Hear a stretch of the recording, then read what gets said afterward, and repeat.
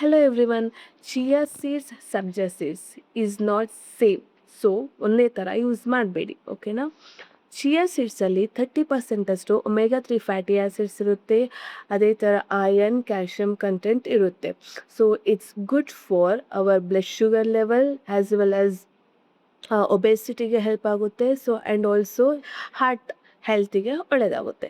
So sabja ಸೀಡ್ಸಲ್ಲಿ cooling effect ಇರೋ ಕಾರಣ so it's good for use to summer as well as ಡೈಜೆಷನಿಗೆ it is very good. So ಯಾರು avoid ಮಾಡಬೇಕು ಅಂತ ಹೇಳಿದರೆ, ಸೊ ಯಾರಿಗಾದ್ರೂ ಬ್ಲೋಟಿಂಗ್ ಪ್ರಾಬ್ಲಮ್ ಇರೋರು so they have to avoid. ಅದೇ ಥರ ಲೋ ಬ್ಲಡ್ ಶುಗರ್ ಇರೋರು so they have to avoid. And also for small kids childrens especially ಈಗ ಸ್ಕೂಲಿಗೆ ಬಾಟ್ಲಲ್ಲಿ ತಗೊಂಡೋಗೋದು ತುಂಬ ಫ್ಯಾನ್ಸ್ ಇರುತ್ತೆ ಅವರಿಗೆ ಸಬ್ಜಾ ಸೀಡ್ಸ್ನ.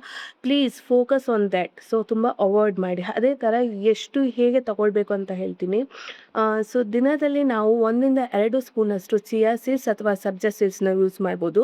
ಚಿಯಾ ಸೀಡ್ಸ್ನ ಯೂಸ್ ಮಾಡಿದರೆ so only you have to soak it for 30 minutes. So sabja seeds ಆದರೆ 10 ನಿಮಿಷ ಸೋಕ್ ಮಾಡಿದರೆ ಸಾಕು.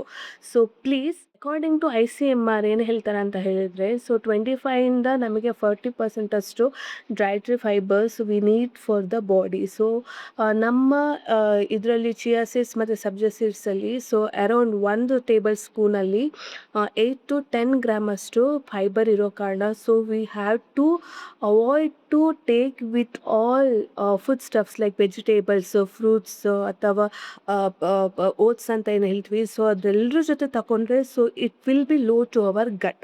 So please avoid it.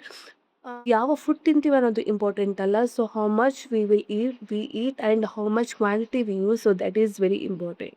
So video like ಆದರೆ ಪ್ಲೀಸ್ ಲೈಕ್ ಮಾಡಿ, ಅದೇ ಥರ ಸಪೋರ್ಟ್ ಮಾಡಿ. So thank you so much.